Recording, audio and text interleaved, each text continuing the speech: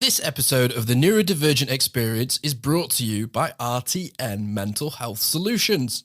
With up to a 5-year waiting list for autism and ADHD assessments via the NHS, and that's even if you get a referral from your GP, getting an assessment in the UK has never been harder.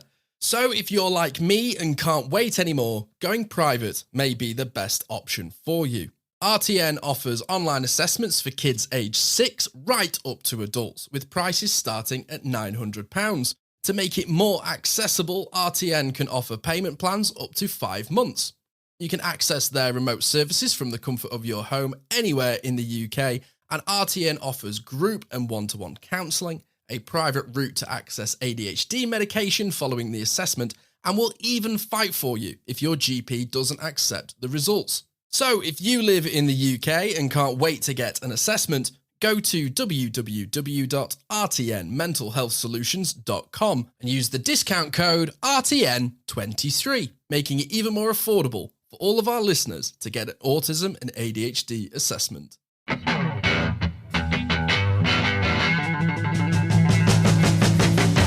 Hello and welcome to the Neurodivergent Experience.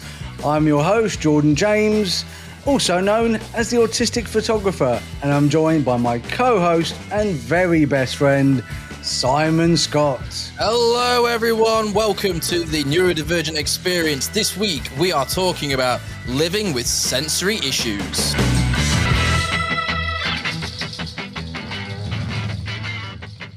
Come on! I love that music. I much prefer it to the old one. What were we doing with the old one?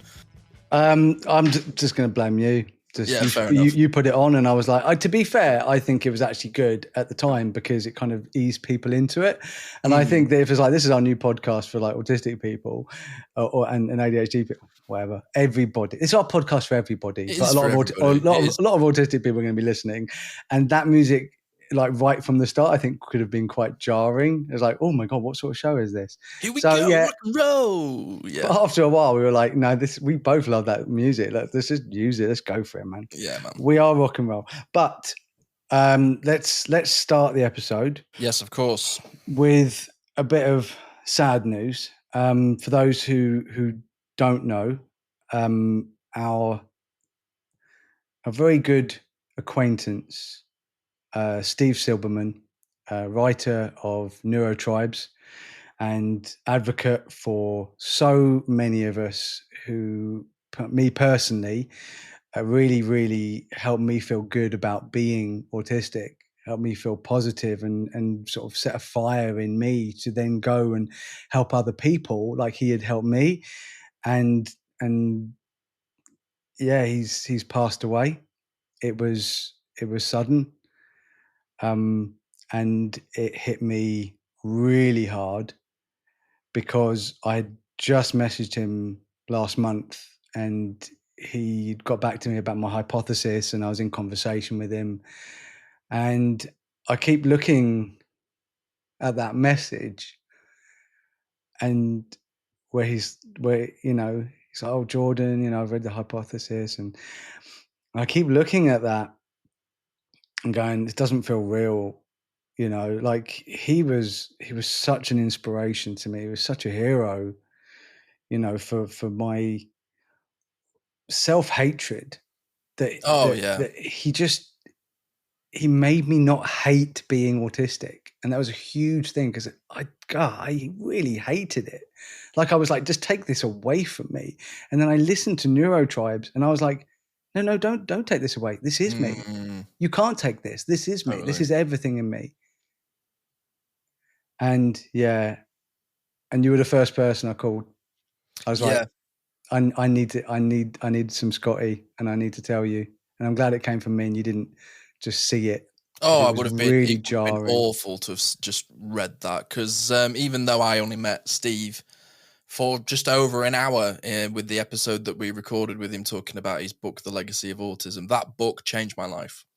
And I'm sure for a lot of people it is the same. And try not to get too upset thinking about it, but I feel like I've lost a friend, even though I only knew him very, very briefly. The amount of time and the kindness that he showed to both you and I is a great testament to the man. He was a gentleman, and our community is at a loss for losing such a giant figure. So yes, this episode will be dedicated to Steve Silberman, who passed away at the age of 66. For those who haven't, please go and listen to our Steve Silberman episode, because it was so good. And it was like he said things to us that he's never said before, that he's never said in public. Yeah, the spirit of the man really shines through in that episode. He's what a gentleman. Yeah, he was just so comfortable around us, like kindred spirits. And I'd gotten to know him before the episode, and I'd talked with him quite a few times and had phone conversations. And like, he was so cool, because like he said, "Oh, I don't really like technology." So I was messaging with him, and then all of a sudden he just rang me, and I was like, that's so weird, because people don't normally call you. And he's an American. He called me over WhatsApp, and he's just called me, and I'm looking at my phone. It's like, Steve Silberman is calling you. And I was like, that for me was just, I could have cried in that moment. I was like, oh my God, Steve Silberman is calling me. And I think I find it frustrating as well, because I say Steve Silberman, and so many people, especially in this country, don't know who he was. Oh man, that sucks. Just saying was. Yeah.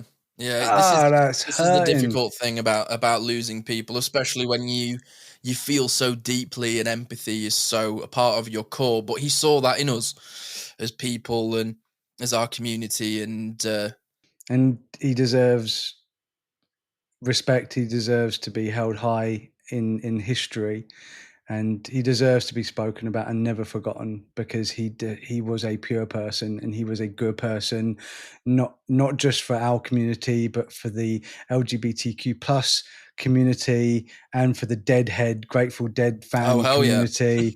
Yeah. And he was in the middle of writing a book on cerebral palsy as well, and I just know it would have been amazing. And yeah, anyway, love you, Steve. I know he didn't believe in an afterlife. He made that very clear. I don't believe in an afterlife. He will live on in us and through his work. And I will never, ever forget Steve Silberman. And yeah, I've got so much love for that man. But yeah, let's listen to that episode, and let's begin this one in his honor.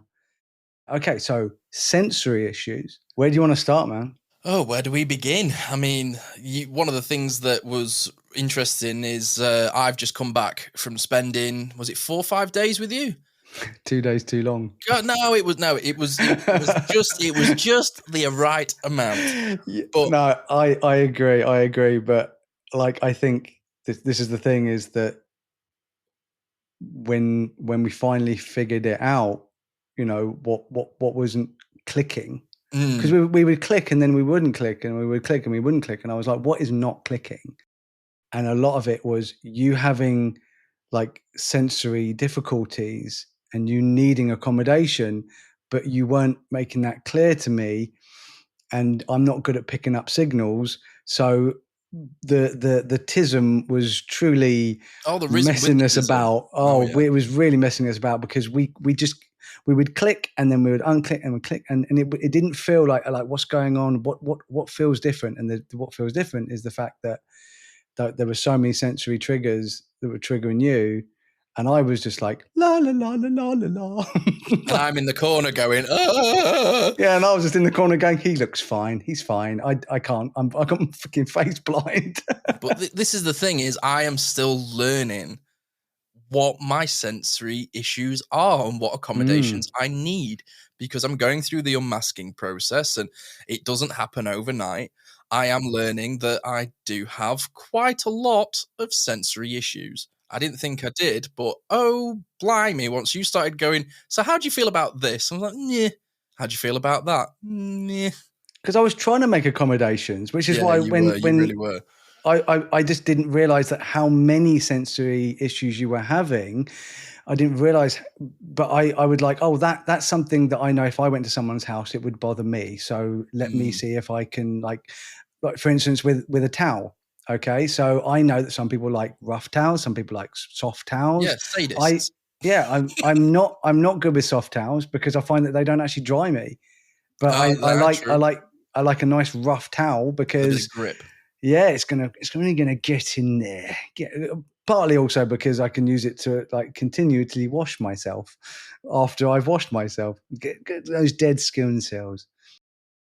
Yummy. But anyway, yeah. But I was like, what sort of towel would you like, sir? Would you like some towels with that? You literally Don't handed forget to me a bring a towel. towel. Yeah, don't forget a towel. I did Don't forget a forget towel. to bring a But towel. you were like, here you are, hold this towel and see what you think. And I didn't even need to rub it. I pinched it with my fingers and just went, You were like, nope, nope. And I was like, what about nope. this one? And you were like, that's better. Oh, much better. I am literally Goldilocks when it comes to towels. Never thought that would be a thing, but turns out it is. And I look back in my life now and I think about all of the times I've been like truly uncomfortable, and it has been sensory issues.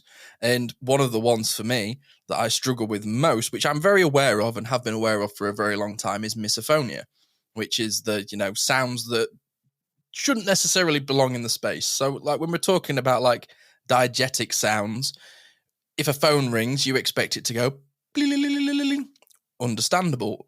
We're meant to see that. But if I'm in a cinema, as an example, and I can hear the bloke behind me chomp, chomp, chomp, chomp, chomp, chomp, chomp, chomp, chomp, chomp, chomp, chomp, chomp, chomp, chomp, I start to twitch, where I'm like, just shut up.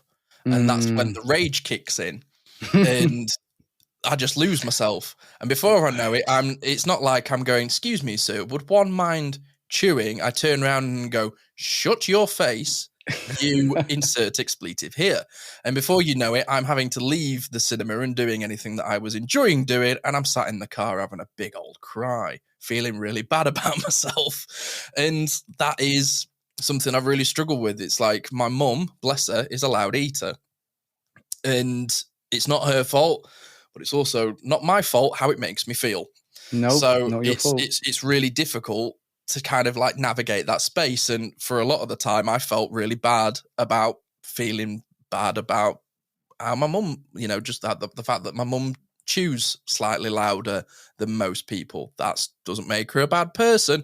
But in my head, I was like, I never want to be in a room with you when you have a meal again. But once I've spoken about that and understood that, and we made accommodations, now my mum can sit at the table with me, but she's just a little bit further away than she used to be. So that's just an accommodation. But that can't happen without a conversation, which is obviously where alexithymia makes things really difficult as well. Big time, yeah. But also, there's that also the other thing of like what we were saying before of, well, you're in my house, and there's that thing with you feeling like where a you're guest. like, yeah, I'm I'm not going to come in here and start messing about, especially with Jordan being autistic and he's got his routine, he's got everything that he has. Yeah. But the fact is that, and I think that you've learned this now, is that I am incredibly okay with people having like autistic issues. Like if they go, well, that's actually really upsetting me, and I go, that doesn't upset me, but then if that's upsetting you, then it's upsetting you. And this is the huge problem with our sensory issues, is because when somebody says autism, and they go sensory issues, they go, oh, so you're really hypersensitive to sound. And I go, no, well, I'm really hypersensitive to this sound, or I'm really hypersensitive to this sound. I have incredibly good hearing, but when I'm talking about hypersensitivity, there's certain things that I can hear that make me happy. Yeah. But there's certain things that I hear and they make me grind, and it's like I just can't deal with it. But because my hearing is so excellent, they're so much louder. They take over my entire brain. It almost becomes tinnitus, doesn't it? Oh God, yeah. So it's not like, oh, I really hate that sound. There's probably a lot of predominant neurotypes that also hate the sound, certain sounds, like like someone's holding a balloon, like rubbing on a balloon, or someone on the chalk, nails on chalkboard is quite a common one. It's like, so we're not saying that only neurodivergent people have like sound issues and get triggered by sounds. Everyone gets triggered by sounds. Mm. But think of like, oh, I've been triggered by that sound, and then turn that volume up by about, I don't know, 10 times 10, and then you try and deal with it and see how far you get. It's like having roadworks in your brain. Oh God, I was what it feels literally this morning. I'm getting a coffee and I'm queuing up, and it's a coffee shop. It's lots of people. It's quite loud. You know, there's the coffee machine, you know, the steam going and everything. I'm like, no, this is fine. It's a bit loud, but I'm fine. And then there was a lady in front, and she had two little kids, school holidays, and this little kid, he just starts really screaming, like really, like he's so loud, and it's fun. He's not having a tantrum. He's just having fun. He's playing with a toy, and he's really, really loud. And me, I'm not going to go, excuse me, lady, stop your Silence your child. boy. Yeah, stop your child from being a child. I'm just like, no, I'm like, he's just a kid. It's like, it's not his fault. It's no one's fault. It's no one's fault. But it was just that one sound. It was just like too much. So I literally, and this is what I do a lot, I just put my little fingers. If you're watching this, you can see I just put my little fingers into my ears, and I dig them into my ears, and it just takes the edge off. So it's almost like having portable headphones. But the thing is that if I'm wearing headphones, it doesn't look weird as it was. But a lot of people look at me like what's going on? But do you know what was lovely, man? Like I was doing that, and the lady behind the counter saw that. And she looked at me with this like, oh my God, are you okay? kind of look. And she literally brought the coffee round to me, and she, oh, you can if you go over there, you can just pay as soon as we're ready. And she was like, just, you know, she was so nice. And I didn't have to say, oh, you know, I'm autistic, or she could just see I was struggling with the sound. And that was enough. And I was like, wow, I wish the world could be accommodating like that lady. Like, Oh, I yeah, wish. absolutely. Yeah. Absolutely. I mean, there are moments where I'm in at work and somebody will bring a dog in, and because of where one of the places that I work, there's big glass windows. So the acoustics reverb like crazy. And a lady brought her dog in the other day, and it would not stop barking. And I could just feel myself getting tighter and tighter. And I'm starting to grit my teeth. And then one of my eyes is closed. And before you know it, I'm like, not the Coke bottle's popping, but the Mentos are on the edge. And my manager, bless him, just went straight up to the lady and was like, respectfully, said, if your dog's going to bark, you just take it outside because it's making some customers uncomfortable. It wasn't. It was making me uncomfortable. But he knows I'm ND. And to be honest, I think most people I work with there are ND. So he was just like, oh, okay. And he knows that, like, once I go over the edge, it takes me a little while to come back. I've talked to him about it. He's made accommodations for it. And he was on it pretty much within a minute of the lady coming in with the dog barking. He was just like, look, sorry, you know, it's not that sort of place. And she was very okay about it. Some people aren't. That can be very difficult to navigate. But when people are extremely accommodating, my God, does it improve my life so much, because I don't feel guilty for like asking for more, which is something that I do really struggle with that unmasking process. I am getting used to asking for accommodations. I am, you know, turning that voice off in your head that's just saying, man up and don't be a wimp and deal with it. And that isn't going to go away overnight. I am still learning to live with that. But being able to ask for an accommodation is so much of a lifesaver for me now. Because if that lady had kept her dog in there and barked and barked and barked, and she came to the counter and then was slightly rude to me, I don't know what I would have said. Because once I cross that line, I don't really know what happens. So in a way, my manager protected me in that moment. And he also protected the lady with the dog as well, because I wouldn't know what I would have said. And because once everything's going, everything's going off, my filter just disappears, totally disappears, and my mouth can get me in trouble, and has got me in trouble when I've not known how to ask for accommodations when I'm struggling.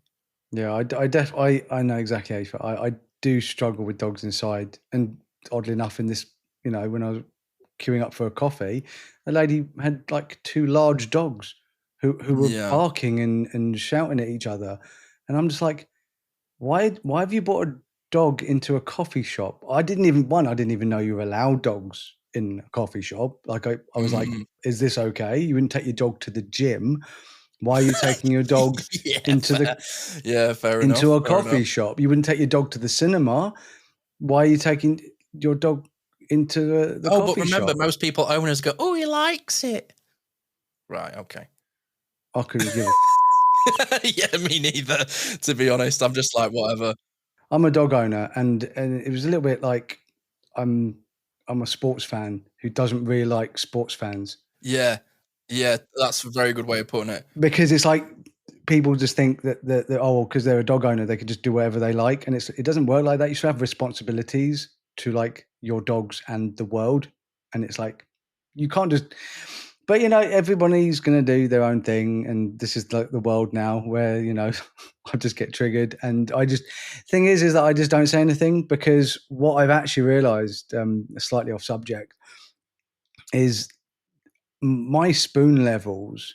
The more I'm understanding my energy / spoon levels, the more I'm realising that in the past I would just react to everything, and that would just take my spoons away completely. So now I'm far more aware of these energy levels. And this is why I like this whole idea of spoons, because it kind of makes you count them and go, okay, well, have I? Because if you can think of your energy as like a physical thing, as like a physical like a spoon, yeah, exactly, like an actual spoon or whatever, you can just go, well, how many will that take away? If I get upset with that lady and say, this, because also bringing your dog into a coffee shop, there are kids who are there are adults who are terrified of dogs.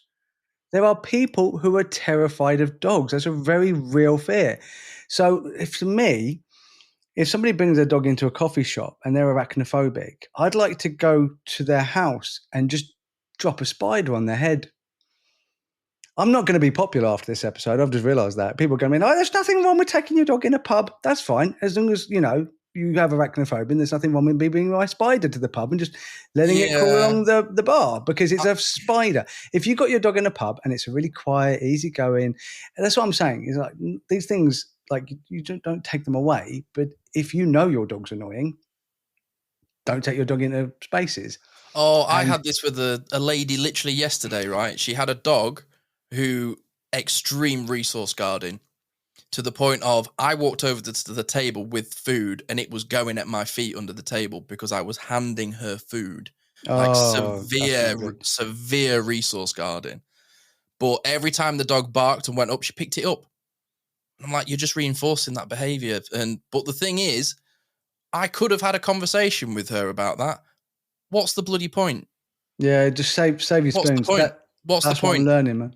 And that's the I'm thing, just saving my spoons. I literally was like, if I say that, I'm going to waste 2 spoons in saying it and about 4 rethinking that situation over and over and over and over again, to the point of I'll not be able to think about anything else because I'll hyper-focus on it. Before you know it, I'm falling asleep at work. Don't do it.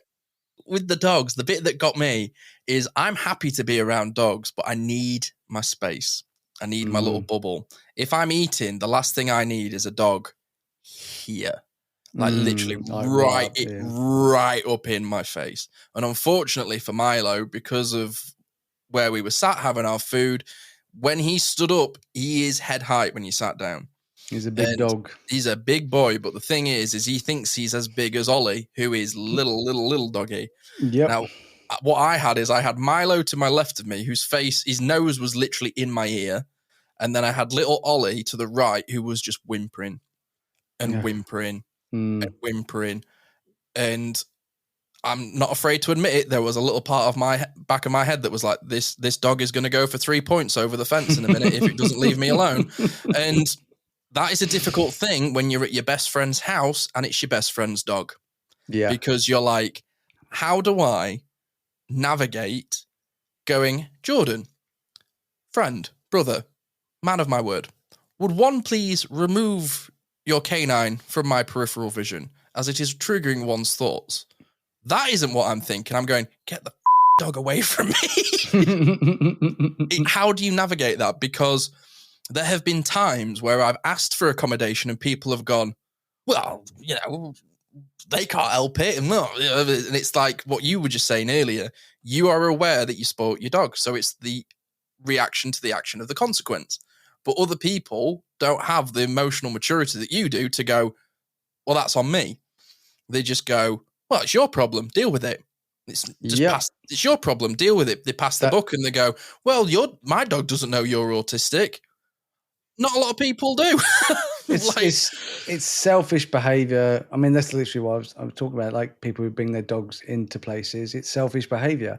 Even if those places are dog friendly. People just take it too far, man. Yeah, the thing is, I don't think there's no such thing as dog friendly, because there might be people in that place that have serious PTSD and trauma from like a dog attack. So you have no idea. So I think it's better to assume, I'm gonna think about other people first. And I think that this is something that humans in general struggle with, is thinking like, what about someone else? How do my actions affect other people's actions? And I think when it's something that you do that you can't help, I get that, like, totally. At the end of the day, if you are blind and you have a guide dog and you bring it into a building and somebody is afraid of dogs, well, at some point there's going to have to be like, well, they're blind. They can't compromise, They can't not have that dog. But the point of that dog is that dog's never going to attack anyone. They're so beautifully trained. They're such good dogs that, you would hope that somebody who has a fear of dogs wouldn't be as afraid, because the fear of dogs for a lot of people comes from the unpredictability of dogs. Yes. And it's the blasé, I can't believe how much we're talking about dogs. It's the blasé attitude of a lot of dog owners of, oh, my dog's fine. Oh, he's a great dog, until it suddenly isn't. And that's the thing, is that dogs literally just can snap. Like, you just don't know. Yeah, totally. And I mean, we're talking about dogs a lot, but it's a great example because, like you said, somebody with a guide dog needs accommodation. Yeah. But then you also have to accommodate people that may not necessarily like dogs or want to be around dogs or have a deep fear of them due to a traumatic experience. We have to, if one person's going to ask for an accommodation, you then can't ignore the accommodations that are required for other people. So there has to be like a level of compromise, but it is a very, very good example, I think, because for me, I hate being touched when I don't want to be touched. It's like, people go, I'm not a hugger. I'm a hugger. I will hug my friends. I will kiss them on the cheek. I love who I love. But if I don't want to be touched by you, don't touch me. It's non-negotiable. Don't touch me if I don't want to be touched. But with animals, they don't know that. And you have licky dogs. Oh, licky. The sound, the feeling, the texture. Oh, it's like the 4 horsemen of the sensory apocalypse. Bro, they sit around licking the air. Like, they're just like... Just like little Yoshis, just constant, man. Oh my God, they look like little Yoshis. That's a really good comparison. I was going to say they're literally like a lizard that just goes... with their tongue all the time. Oh my God! Just like, why? Just stop it, and then just lick. And they look at you and they go straight back to it, and that's the bit that annoys me even more. I'm like, now you're not listening to me. Yeah. But I want to make it clear, by the way, that if I owned a restaurant, I would literally have it as like not a restaurant or coffee shop or whatever. I would have it as dog friendly. Like, I would literally say, dogs are welcome to this. So if you have a problem with dogs, this is not the place for you, because I absolutely love dogs. Like if someone brought like 30 dogs around for me to play with and they were all well-behaved, good dogs, I would be loving it. Like, I'd be super happy. But then there would be a point where like, okay, I'm done now. Yeah. And then as long as I was able to have that autonomy to be able to go, okay, I've had enough of this, then I'd be fine. But if someone brought 30 dogs around and like after half an hour I was like, okay, I'm done. I can't do this anymore. And someone went, tough. You're going to have to look after them for another 5 hours. I'll be like, oh, no. I can't deal with this. Yeah. So 100%, if it's a well-behaved dog and you bring it into a space that is for dogs, then I'm cool with that. Like that's fine with me. But for me, it would be like, oh, if a dog starts misbehaving or starts acting aggressive, it'd be like the same as if a person was. I'd kick him out. I'd kick the owner out. I'd be like, no, your dog is no good in here. Like, so if you have a club and people want to come in and dance and have fun, great. If you have a club and people come in and start wanting to fight and be idiots, then you kick them out. Yeah. So I'd literally have maybe I should have like a dog bouncer. You just come over to the owner and go, what? It's time checking to leave. IDs. Yeah, it's time to leave. It's time to go. Well, I know that my dog, I would never put Milo into a coffee shop. That would be crazy. Like, one, he gets easily triggered by noises and sounds because, he's got a little bit of trauma as well. Two, he also doesn't like other dogs. Like, he loves humans, doesn't like other dogs. He has a fear of other dogs. So weirdly enough, is like my dog would get triggered by other dogs. But like, it's complicated, isn't it? Adding to this, one of the worst sensory experiences I've ever had was in the queue for the Spider-Man ride in Disneyland Paris, because there was two parents that were behind us that let their kids wipe their sticky chocolate-covered fingers on the back of my leg. What? Oh, and then the other one, then lifted up Caris's dress and literally lifted her dress up, and we were like, "Can you not?" And they're going, they're just children. They're just children. We're like, they're going to be in intensive care in a minute. Just no. I mean, the parents might be. I'd have just This was the thing. It's that was the thing is difficult. Is like when I'm in situations like that, because kids trigger me, man. They trigger me a lot, and it is. And then I have that really complicated thing of going, kids or not kids, kids not kids. And there are days when I really want to be a dad, and then there are other days where I'm like, I can't do it. I can't do it. I hate my own children. I think they suck. I wish I'd never had them. They're a drain on my life, and they ruined me. I hate them. Hi kids. No, I love my kids. I love my kids. What's the worst? One of the worst sensory experiences you've had? Oh, my weirdly enough, I don't actually hate my kids, but I did. Simon, when he was a baby, holy moly. Right. Wow. Just wow. Just crying, screaming, crying. Sophie was really quiet as a baby. I think we talked about this on the episode with Sophie. But oh my God, Simon, just the screaming. It was, for me, it's high pitched noises. Loud, low noises bother me after a period of time. Yeah. But high pitched noises, like, they will immediately trigger me. Like the golf buggy.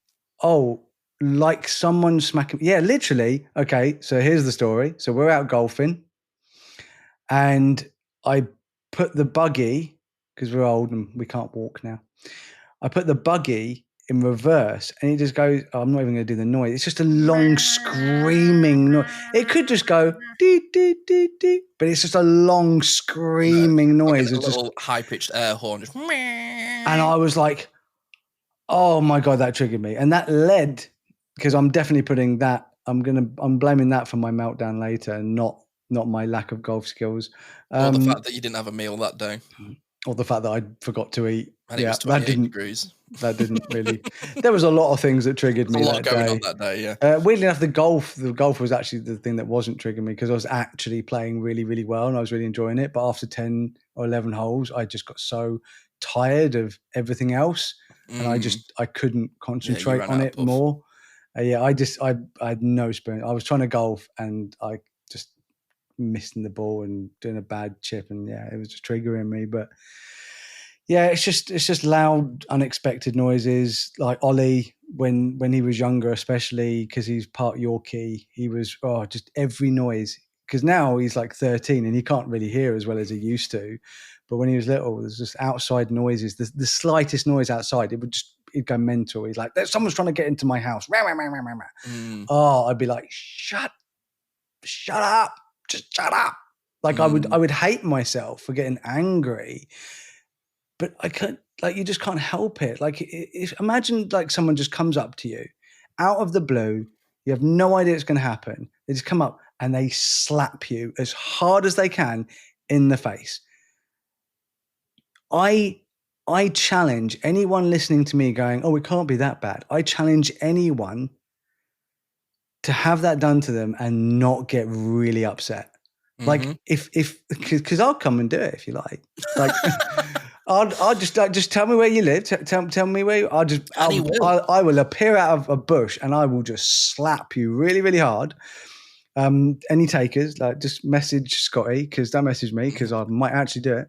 At the Neurodivergent Pod on socials. Yeah, if you want to be slapped by Jordan James, just to know how it feels just when a dog barks, like out of nowhere. Just it's like being sat really at a red hurts. light, the light goes green, you put your car in gear and the guy behind you just goes, that's what it feels like. You're like, I'm going. Yeah, literally. And the thing is, with all my trauma and anger issues and the PTSD that I have, and I really struggle holding my shit together. I really do struggle. And then something like that happens and it's just like, it completely throws me. It's the red mist. Once it goes, you've got to let it dissipate, and it could be a minute, it could be an hour, or it could be like me this week, it could be 3 days. You've just got to ride it out. It sucks. It sucks so much. I wish that, like, you can get these like VR experiences, or this is what it's like if you walked on a tightrope, or this is what it's like if you rode a horse. I don't know, whatever. Right? Yeah, roller coasters in Jurassic Park. I wish there was this is my sensory triggers and this is how it feels. But the thing is that this is the point of this episode, is it feels completely different for every single one of us, and things that don't bother me or I'm used to massively trigger you, and things that trigger me, you're like, well, that doesn't trigger me. And it's finding that humanity. I want to say humanity, but I feel like humanity is just attack everybody on Facebook. That's what humanity is now. So it's finding that kindness in humanity, of just going, well, just because it doesn't bother me doesn't mean that it doesn't bother other people. So just be less selfish and use your indicator. Keep saying it. Just keep saying it. Yeah. I mean, I'm exactly the same. It's like what you were just saying with how we're so different. That is the bit that I have found really difficult to navigate, because people still have this thing where they go, I know autistic people, you're not like that, so and that is the thing that I find really difficult with talking about the accommodations, is trying to explain to people, just because your niece's nephew's friend, family at the school gates, little boy behaves like this, doesn't mean that I do.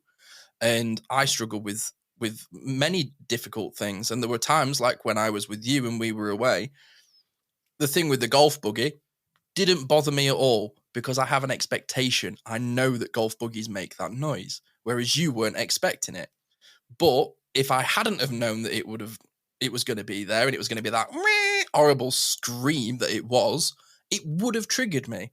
But because I was expecting it, because I'm used to that space, there is almost like a pre-built tolerance to it.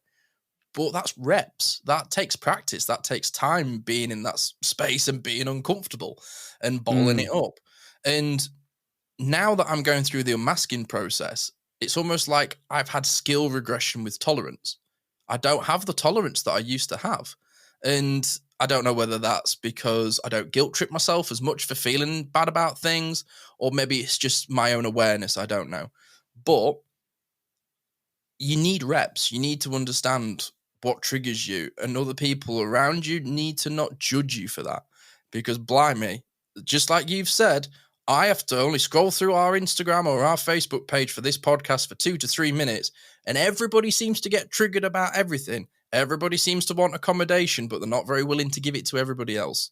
And just, guys, just work on having a bit of patience. I don't know really where I'm going with that. No, But no, no. I completely agree. I mean, you literally hit the nail on the head when you said about going on social media. Honestly, ever since I've come away from social media, because you might see posts from me, but I really don't really use it anywhere close to what I used to use it for. And we did talk about this on the addiction episode. And you seem way better for it, dude. oh, I feel happier for not doing. I've not been posting as much on our socials. I feel so much better for it. I'd You much will rather do. just advocate through this, you know. Because it's crazy. It's like I'll say something really positive, and I'll give a perfect example.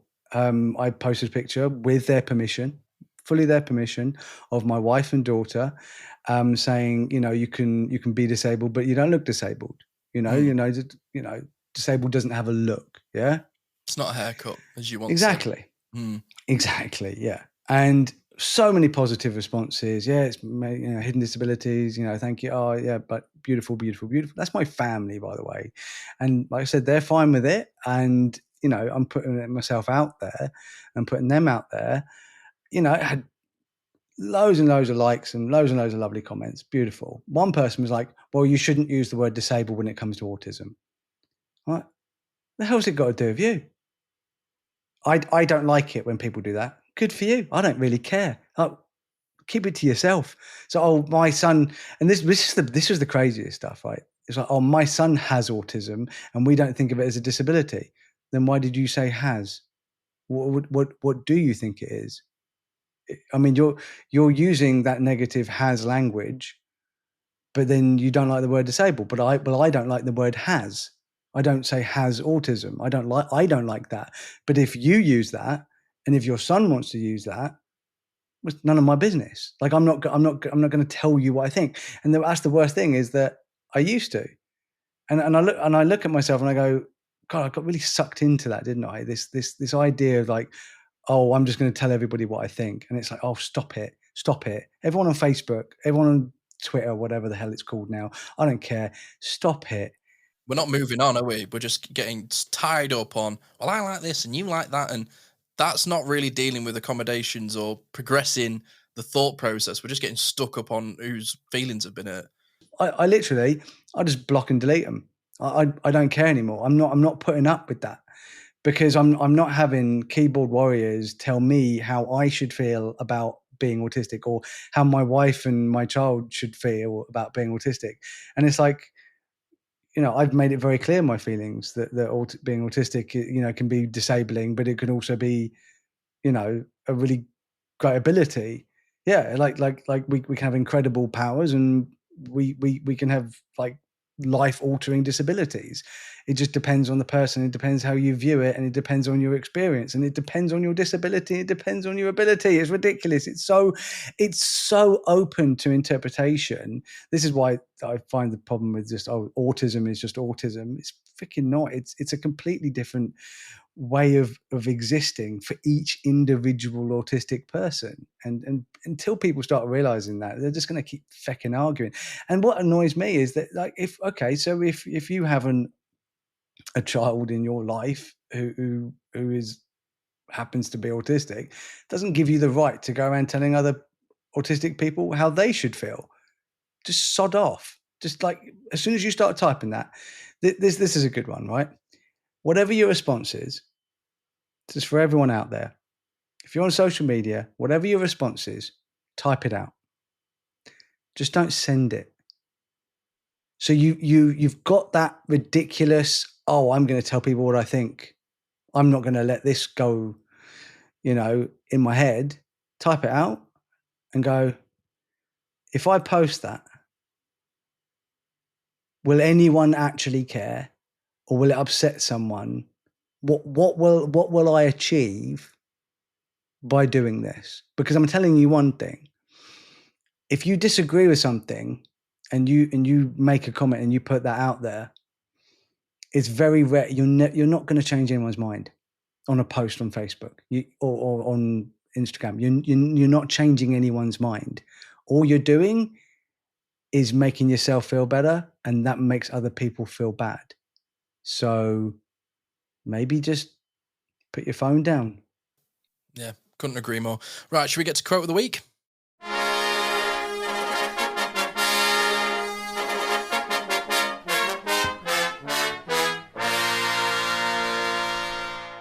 if you know you have energy levels, occasionally think before you act, because it's better to hold on to those than use them unnecessarily.